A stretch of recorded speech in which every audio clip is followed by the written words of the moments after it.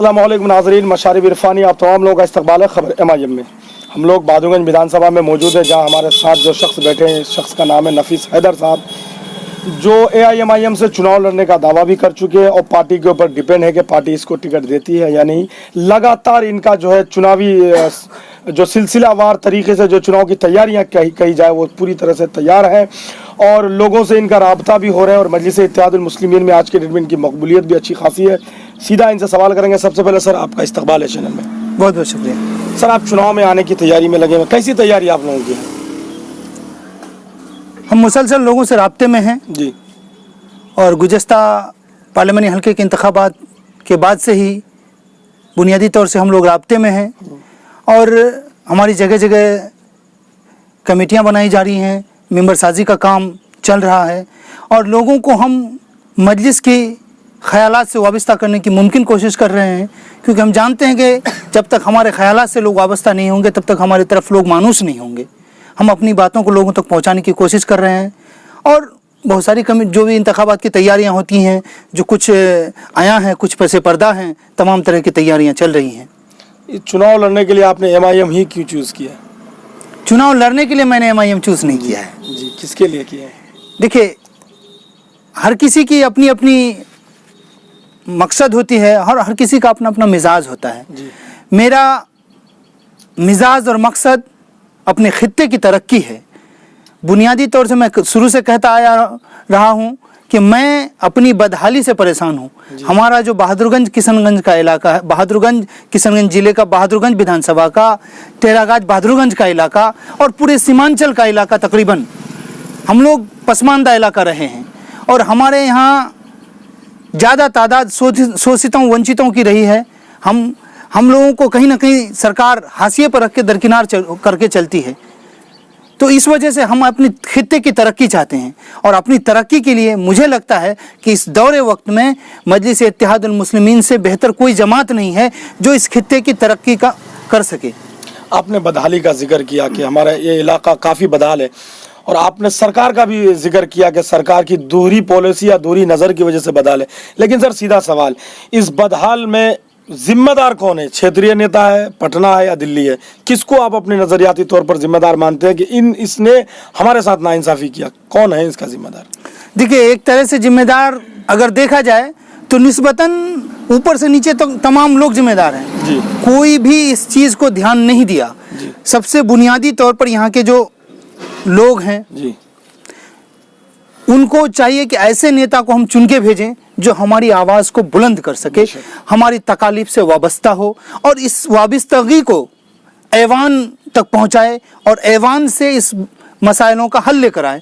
एक तो हमारे नेता हैं, हम ऐसे नेता को चुनना चाहिए। जिसको भी हम चुन के भेजें उनके ऊपर जिम्मेदारी होती है कि आपके खित्ते में जो भी पसमानदगी है, जो भी परेशानियाँ हैं, जो भी कमी है, उसको आप विधानसभा लोकसभा तक पहुंचाइए, असेंबली तक पहुंचाइए और असेंबली से वहां से लड़ के अपने हक को ले आइए। और जो हमारे ऊपर के जो लीडर हैं स्टेट लेवल के या जो जिनकी सरकारें नहीं हैं, उन्होंने भी कहीं ना कहीं इस इलाके को नज़रअंदाज किया है। चलिए, अगर यहाँ के नुमाइंदों ने उस चीज़ को नहीं मांग सका या वो नहीं मांगा तो उनको चाहिए था कि हम बराबरी का इंसाफ करें, हम तमाम लोगों को हक दें। हमारे इलाके में बेहतर इंजीनियरिंग कॉलेज नहीं है, हमारे इलाके में सरकारी तौर पे बेहतर इंजीनियरिंग कॉलेज नहीं है, बेहतर मेडिकल कॉलेज नहीं है, यहाँ अच्छे एजुकेशन के लिए कोई अच्छा यूनिवर्सिटी नहीं है, कम यूनिवर्सिटीज़ हैं। रोज़गार के मामले में यहाँ कुछ नहीं है सर। रोज़गार के मामले में अगर सीमांचल का मजदूर परदेशों में मजदूरी करने ना जाए, किस बाहर के पंजाब, दिल्ली, हरियाणा की फैक्ट्रियों में काम करने ना जाए, वहाँ के होटलों में, चाय की दुकानों में काम ना करे, तो हमारे इलाके के लोगों को शायद भूखे मरना पड़ेगा।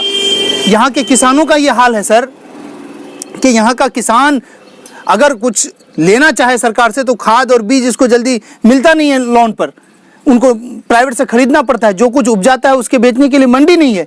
किसान तराहीमाम है, परेशान है। कोई हाँ बताइए।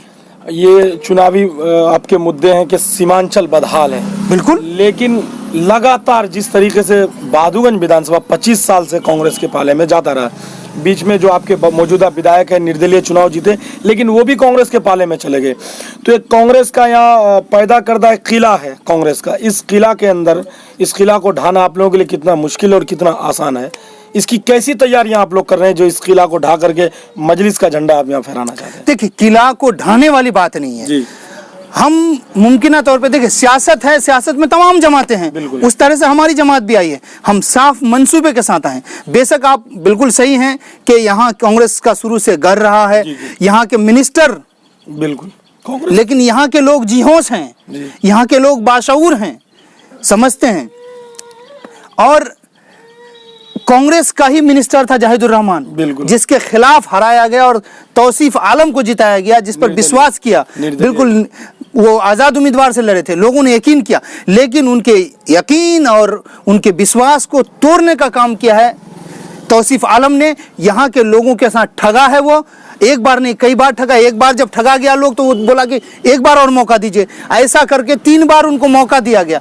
लोगों के साथ छल किया है। और कांग्रेस का, जहाँ तक गढ़ की बात कर रहे हैं सर, लोग तरक्की के लिए वोट करता है, कांग्रेस की जागीर नहीं है ये इलाका। मैं बात को वाज़ेह करता हूँ, ये इलाका कांग्रेस की जागीर नहीं है। हम वोट देते हैं तब वो उसकी पार्टी जीतती है, अगर अवाम वोट नहीं दे तो नहीं जीतेगी।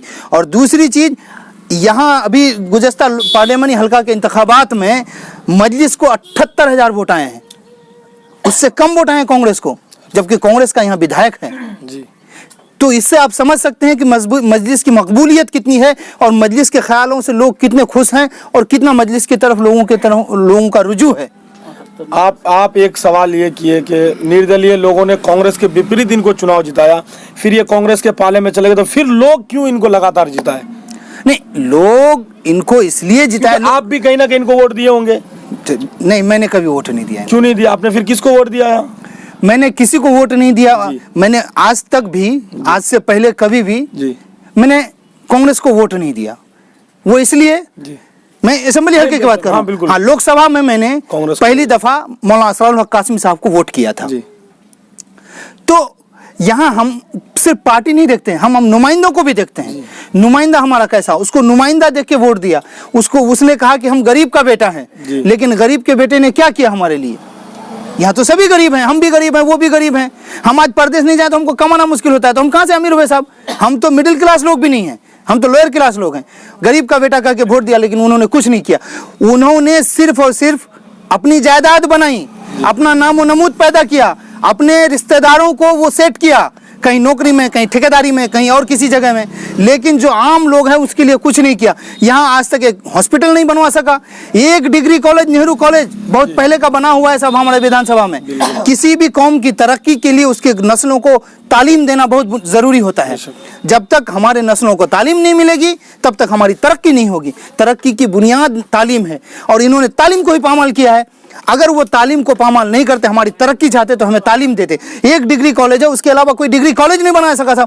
16 या 17 साल की तकरीबन मुमकिन हुकूमत रही उनकी, लेकिन इन 16 या 17 साल की हुकूमत में उन्होंने एक डिग्री कॉलेज नहीं बना सका। क्या कर सकता है वो एक फैक्ट्री नहीं बनवा सका, वो रोजगार के लिए फैक्ट्रियां नहीं ला सका।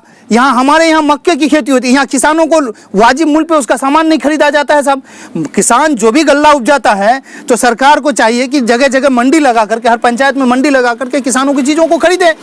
लेकिन हमारा विधायक इतना, क्या कहें, गलत शब्द का इस्तेमाल करने से डर लगता है, लेकिन नाकारा शब्द का इस्तेमाल तो करना ही होगा मजबूरन, कि 17 सालों में आप, ये किसान का इलाका है साहब, आप किसान के बेटे रहे हैं, क्या आपने किसान की तकलीफ़ों को नज़रअंदाज कर दिया? यहाँ का किसान को खाद बीज का परेशानी रहता है, यहाँ का किसान बेच नहीं सकता, कुछ बेचना चाहता है तो बिचौलिया को बेचना पड़ता है। मंडी नहीं है, हर जगह मंडी होनी चाहिए थी। और एक बात और कहते, आप हमारे विधायक माननीय तौसीफ आलम साहब का पहला इंतखाब उठा के देखिए जी। आप तारीख में अगर जाएंगे तो तारीख में ये है कि जनाब तौसीफ आलम साहब जब चुनाव लड़ने की तैयारी कर रहे थे उस वक्त उन पर कोई मुकदमा हुआ, जिस मुकदमे को लेकर उनको जेल भी जाना पड़ा। और उस वक्त वो जेल में थे जब उन्होंने नॉमिनेशन किया और इलाके के लोगों के बीच में एक पोस्टर शाया हुआ, उसमें उनकी वालिदा मोहतरमा अपने दामन को इस तरह से पसार के कहती है कि मेरे बच्चे की मदद कीजिए, मेरे बच्चे को बाहर निकालिए। ये पोस्टर भी आपको देखने को मिल जाएगा। सहानुभूति का वोट, हाँ, सहानुभूति के लिए लोगों से दामन फैला करके वोट मांगती है। लेकिन लोगों ने यकीन किया, उनको वोट दिया, जिताया, एक बार नहीं, 2 बार नहीं, 3 बार जिताया, लेकिन आज तक,